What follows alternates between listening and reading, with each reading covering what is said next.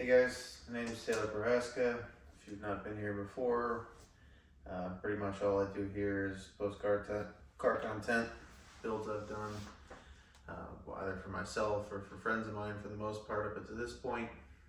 If you haven't seen it, E91 BMW wagon, 2008. It has a LS3 swap in it with currently an LSA supercharger on it. T56 Magnum, 8.8 rear end, all the good stuff.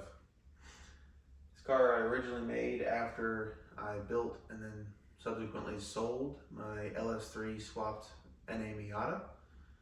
Super fun car, but really light, really small, and candidly, for what I do and the time that I have available to use the car, I'm driving it to work, I'm maybe driving it to a Cars and Coffee, I'm not using it in a whole lot. I don't have the luxury of having a bunch of road courses or track days or those kinds of things here.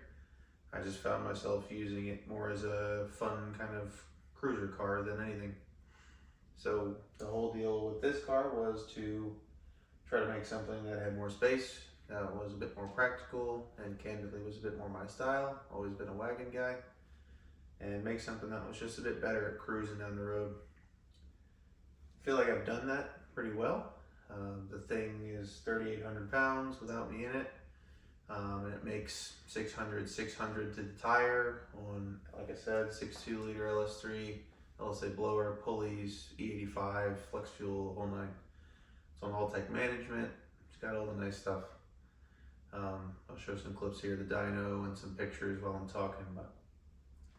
Effectively, the point of this video, I think, that I wanted to try to get in front of people is the premise that more is not always better, and more is maybe not always what you want or need. I think in the world we live in now, with the internet kind of allowing a lot of people to see and pseudo experience a lot of things that they would never see before, you kind of get desensitized and perhaps a bit jaded to what different levels of car really is, especially if you've never had the fortune or luxury of experiencing those different levels in real life. So for context sake, prior to my Miata, the fastest thing I'd driven was my Miata when it was a 4-cylinder turbo. And prior to that would have probably been my Mark 7 GTI that I dailied or something to that effect. Making the step to the LS3 on the Miata was obviously huge.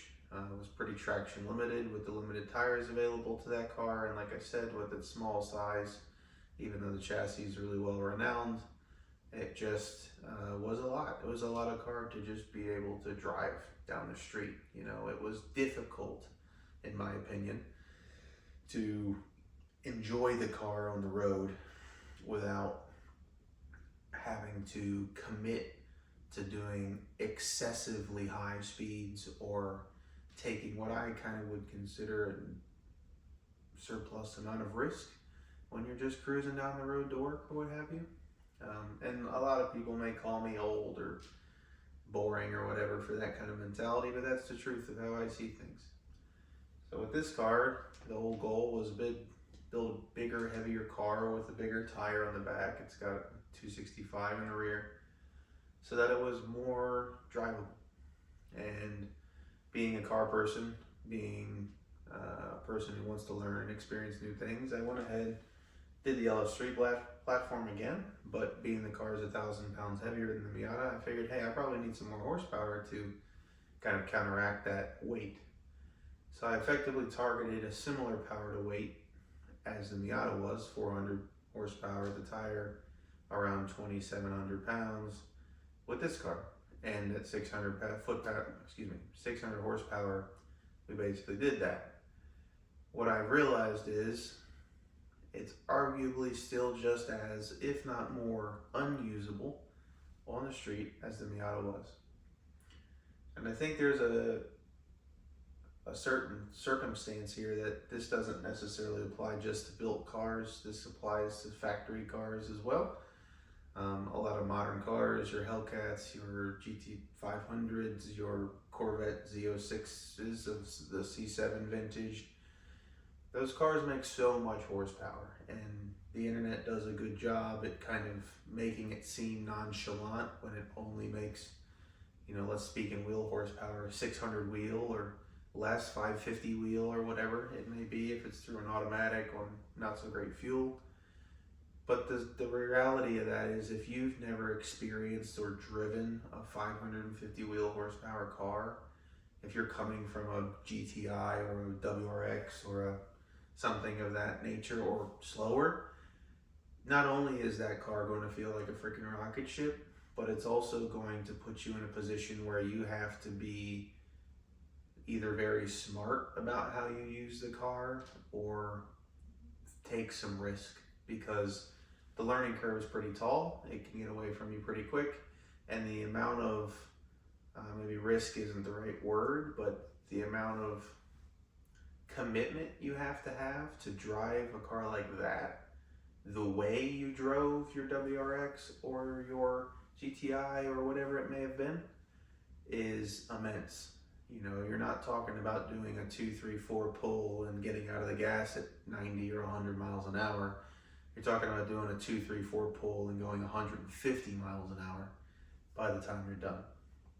So, the stakes go up a lot higher in terms of if things go wrong and you would have an accident, or if you get pulled over or the cops get you, everything just escalates. And where it all comes around for me, is why does it freaking matter? Why does all that horsepower really matter? With this car, I drive to Cars and Coffees, I meet up with my friends sometimes, I go to work with it, what have you. 97% of the time, I'm just cruising. I might lean into it a little bit here, a little bit there.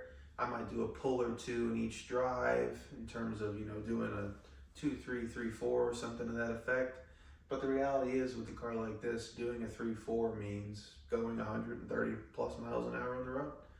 And again, I'm an old man in a younger person's body here, but I don't really want to have to do that to feel like I'm enjoying the car.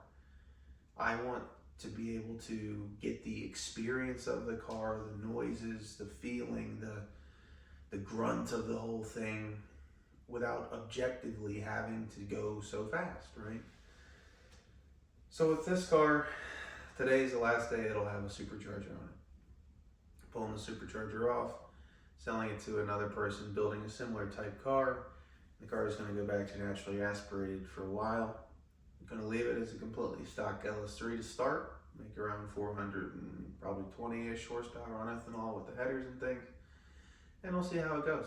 I suspect that I will enjoy the car more when I drive it. I suspect that I will be more likely to drive the car harder, because it's not as much of a commitment to drive it hard as when it made 200 more horsepower and foot-pounds of torque.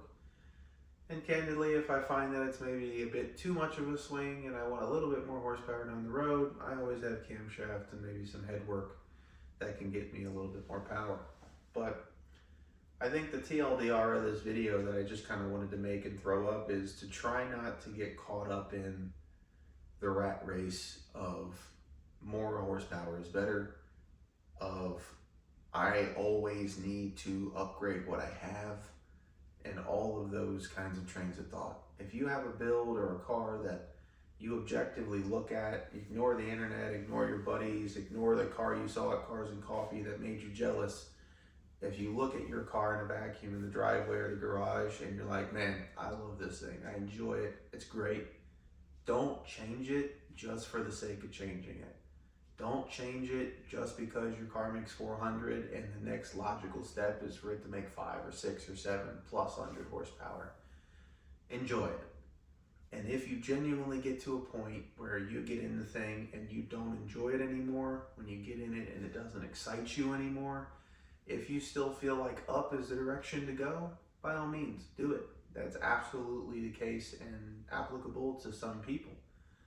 But I just think the gross majority of car people that don't have the fortune or aren't fortunate enough to be able to have the context of driving a 150 wheel horsepower car, 200 wheel, 250, 300, 400, 500, 600 plus to kind of experience all those steps. I think it's very easy to have high aspirations based on kind of what you see and the relative comparison of things online, and end up shooting beyond the target, which maybe is more appropriate for what you're really trying to do, and going bigger costs more money, obviously.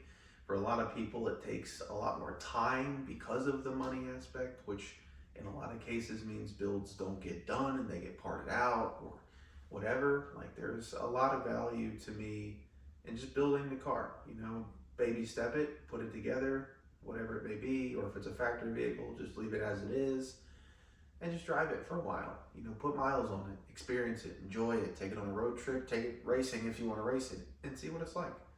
And if you do that enough that you're like, man, I really like this thing, but maybe it's a bit numb to you now or whatever, and you want to go farther, go farther.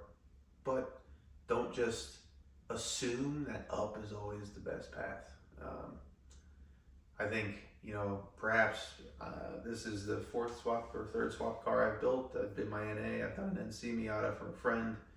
I've rebuilt a friend of mine's EJ207 500 horsepower Subaru. I've worked on a friend's 600 horsepower GTO. I've obviously had this thing. I've experienced a fair amount of different kind of levels throughout the years and different platforms, all-wheel drive, front-wheel drive, rear-wheel drive.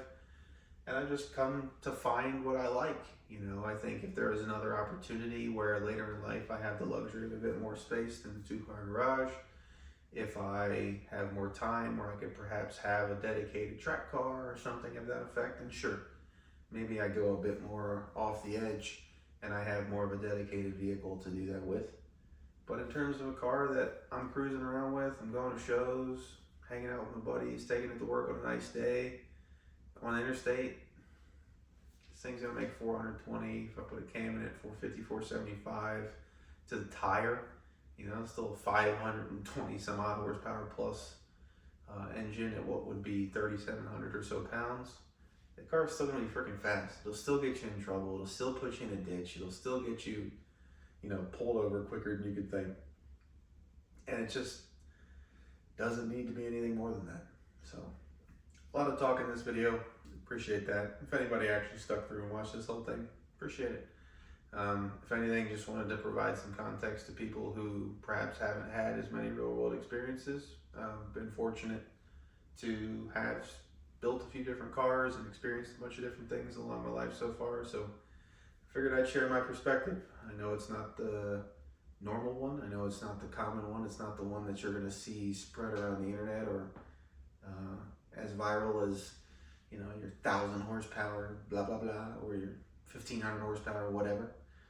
But this is the truth, man. You talk about investing all that money into a car and having it all tied up in an asset like this, depreciating as it may be, it is an asset that you've got money tied up into. I think it's a fair point to evaluate the other side of it, where you should do yourself the due diligence and ask, is this what you really want? So anyway, guys, that's it for me. I'll try to be a little bit better. I'd like to make some more videos coming up soon. I'll try to make some videos, maybe pulling the blower off and getting all that stuff ready for the buyer, as well as trying to show you some of the stuff that I've got coming to make it convert over to NA and simplify the car a bit. I'm going to still try to do some kind of unique parts, kind of my style, going off the beaten path as much as you can for the simplicity side of things. So I'll be sure to try to make something to show that off. And yeah, appreciate everybody's time. Take care.